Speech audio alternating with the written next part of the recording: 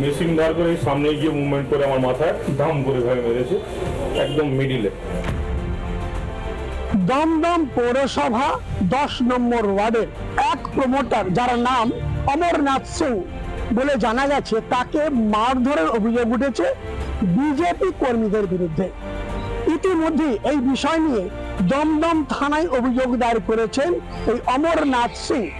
অভিযোগ যে একটি নির্মাণকে কেন্দ্র করে কয়েকজন যুবক এসে তার কাছ থেকে 5 লক্ষ টাকা তোলা চায়। সোমবার রাতে টাকা না পেয়ে ওই অমরনাথ সিং এর উপরে চড়াও হয় 3 থেকে 4 জন বিজেপি কর্মী, এমনটাই অভিযোগ করেছেন তিনি। তো আঘাত করেছে বন্ধুকে মার দিয়ে।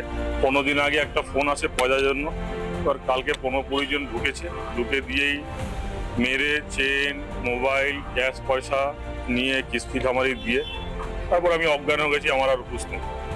আমার থেকে 5 লাখ টাকা চেয়েছিল। ঘটনার খবর দেওয়া হয়েছে দমদমের বিধায়ক অরিজিৎ বক্সিকে। তার নির্দেশে তিনি থানায় অভিযোগ দায়ের করেন, অর্থাৎ দমদম থানায় অভিযোগ দায়ের করেন। সমস্ত রকম তোলাবাজির বিরুদ্ধে আমাদের জিরো টলারেন্স পলিসি। কোনো ডান দিক বাদিক উপর নিচ কোনো দিকে দেখার কোনো বিষয় নেই। যে ঘটনা ঘটেছে সম্পূর্ণভাবে অনভিপ্রেত। নতুন বিজেপি, পুরনো বিজেপি, 4টের পরের বিজেপি, 12টার আগের বিজেপি, এগুলো আমাদের কাছে দেখার কোনো বিষয় নয়। আইনটা সবার জন্য সমান। মুখ্য তৃণমূলের সময় এই সিন্ডিকেট রাজ এবং এর জন্যই তৃণমূলের একটা মহাপতন। যতগুলো তৃণমূল হারার কারণের মধ্যে এই সিন্ডিকেট বাজি একটা কারণ, এটা আমরা স্বীকার করি। এর মধ্যে শ্রমিক বাবু এবং দিলীপ বাবু তারাও বলেছেন যে আমরা সিন্ডিকেটকে পুরোপুরি নির্মূল করতে পারছি না।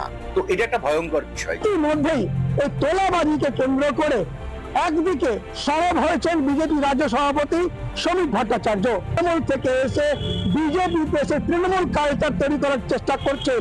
তাদের বিরুদ্ধে আগামী দিনে দল কি ব্যবস্থা গ্রহণ করে, এখন সেটার দিকে তাকিয়ে রয়েছে আপামর সাধারণ মানুষ।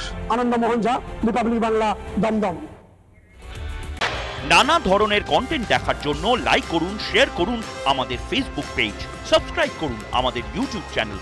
পাশাপাশি অন্যান্য ব্রেকিং নিউজের জন্য অবশ্যই চোখ রাখুন রিপাবলিক বাংলায়।